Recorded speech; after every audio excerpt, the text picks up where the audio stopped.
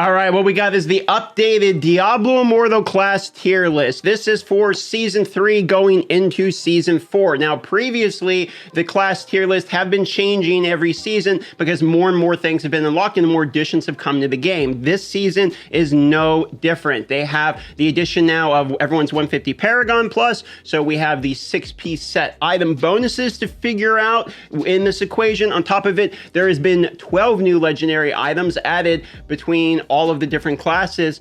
Each single class got basically 12 new legendary items since the game's been out. So that's going to change things too on the equation in terms of where things are on the meta. So let's get started. We're going to be going left to right in this order, starting with the Crusader. So Crusader, where are they currently at on the meta? I think I'm going to put them at A tier, and let me explain my reasoning why. The reason I think Crusader is A tier is I don't think they're the best class in the game, but they're the best support in the game. They are the class that the best class in the game wants in their party because it makes them that much better. Obviously, I'm talking about things like Banner that's going to give them the critical chance, but they also have the damage immunity, and they have an ability to pair with the wizard, which will give a AoE beam off of the wizard's crystal, etc. They actually have a ton of viability, but this viability is really kind of scaled to the party level in my own personal opinion. So if I had to say, I do think that the Crusader, in my own personal opinion, is going to be A tier because it's the best support in the game, but it's still, in my opinion, there's a better class than it, and we'll get to that. Now, we're going to bring the next class, which is the Necromancer. Now, the Necromancer is what I've been playing. I'm a huge fan of the Necromancer. In my own opinion, I've said before, Necromancer is the best class in the game. I am a little bit biased, but today, as things stand, after the changing of the Shepherd set, basically it got nerfed after seeing the new legendary items and seeing that they're not really as good as some of the other classes, etc. I'm going to actually put it in A tier with the Crusader.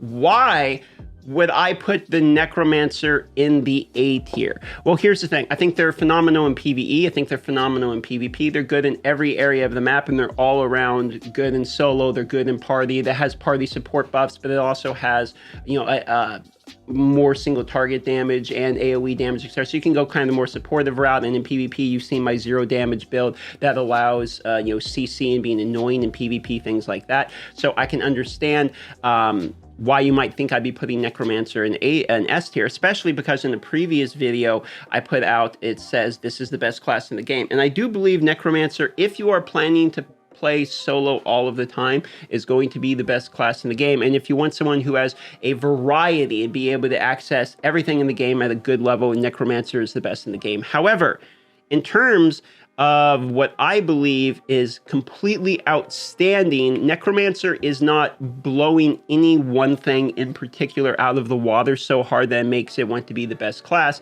And I also currently find that the 6-piece sets aren't particularly friendly to Necromancer. The Shepherd one got nerfed from 60% damage to only the 60% attack speed instead of both. I don't particularly find that to be an amazing bonus, considering things like Dark Curse is, more than that. So it's just like a small additional skill. I also don't like the new Necromancer legendaries that came with the latest patch, and I think that there could have been more done with the latest Necromancer legendaries. I thought the Grim Scythe one would be interesting. It's kind of not.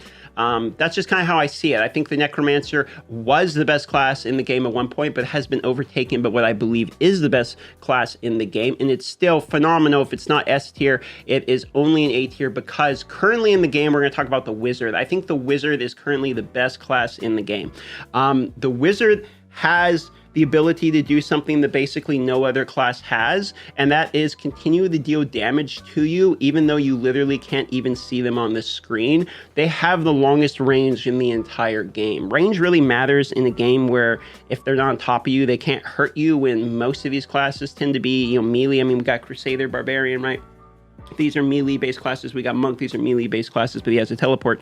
Whereas the Wizard can literally drop the Christo, be all the way down the PvP lane, lasering the crystal from the entire laser beam distance away. It will hit that crystal and then do another distance of laser beam to hit another person, meaning you cannot even see the mage that you are dying from. There's also a bunch of bugs with invisibility with wizard moves. Maybe it's just a PC open client thing, but it's highly annoying. Sometimes you don't even see the beam that's killing you. The only counter the Necro really has is the 40% continuous damage reduction that it can use on its shoulder. So as a Necro myself, I know I'm mostly just getting melted. The black hole doesn't trigger total loss of control for things like Chip of the Stone Flesh, but the black hole is still basically the best CC in the game because you can grab people and move them down the lane with the one modifier, etc. And while you're getting moved down the lane, you're getting shredded by the wizard AoE crystal beam. The black hole is really, really annoying to deal with because the wizard is so good in PvP, and I'm talking particularly in PvP here, that because of that,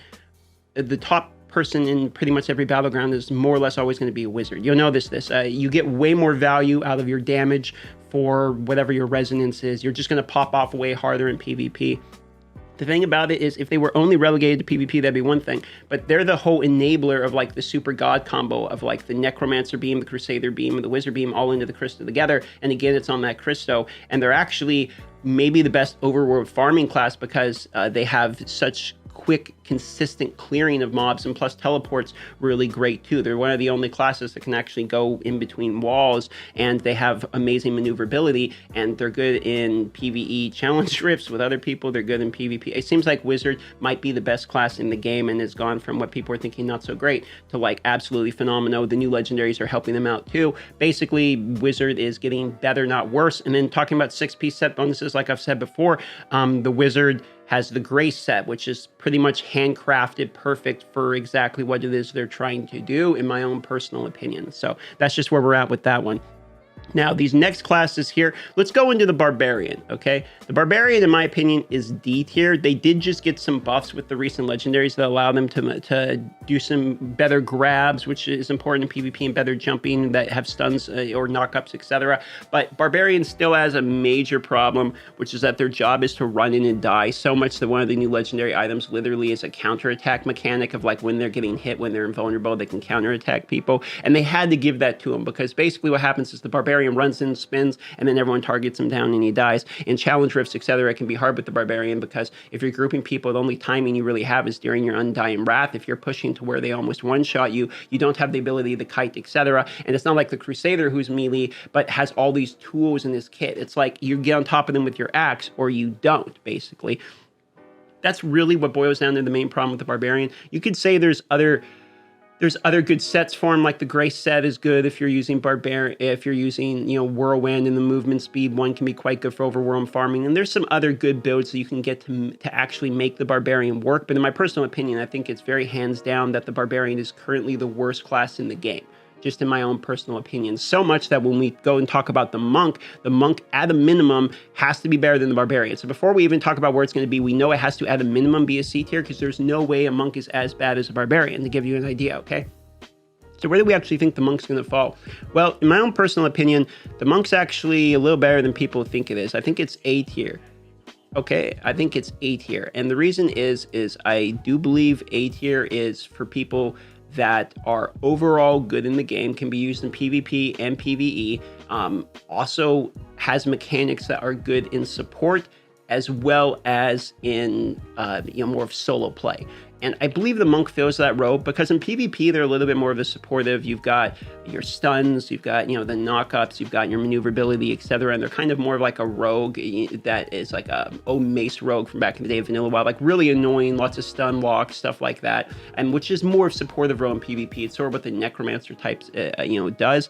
But in PvE, they actually have their own Firestorm combo and things like that. So they actually have some pretty good damage too in PvE. I've done videos more because I was the monk for a while and we've done guides breaking down, etc. If I had to, I would sort of have like a B tier maybe in between these, and the monk would go from there because I feel uncomfortable putting the monk in C tier. But maybe what I would do is say, you know what, it's good but not as good as the Crusader and Necro. So what I could do is I could put that in C tier, and I could be talked into a list that looks sort of like this, okay? However, there is one other additional class in the game, and that class in the game I do believe deserves to be with Necromancer and Crusader, which is the Demon Hunter. There's one very simple reason. It is pure raw damage, but also recently, in the most recent update, they got a CC mechanic built into them now with a couple new legendary items. So they actually have the availability to disrupt a little bit in PvP, which will help them out and will help them kite a little bit more in PvE. But Demon Hunter seems to be essentially maybe the highest in terms of just raw number stats that we've seen in damage. It doesn't have kind of the annoying stuff the wizard does with, 2 total maps of distance, etc. Doesn't have a teleport. Definitely more squishy in PvP. You can get ran down by things like monks, necromancer pretty easy, but it has the numbers. So the numbers alone backpack it, where if you want the raw damage, Demon Hunter is going to be a good choice. I got the hiccups this video for some reason. I don't know what's going on, but I believe it's A tier. And plus, the new legendary items are making it better, not worse, in my opinion, in the balance. So I'm kind of excited for that also. With all of that being said, that's my opinion on where the breakdown is. I think Barbarian's just worse than all the other classes. Monk isn't bad, but it's not as good as Crusader, Necro, Demon Hunter, and then Wizard currently is just a tier above for all the reasons we mentioned. But really, a big part of that reason is the distance in which they do cover with that laser beam and crystal. Love y'all. Consider liking the video if you liked it, or if it was entertaining. Consider subscribing if you're new to the channel, or if I earned it. If not, don't worry about it. See you on the next one.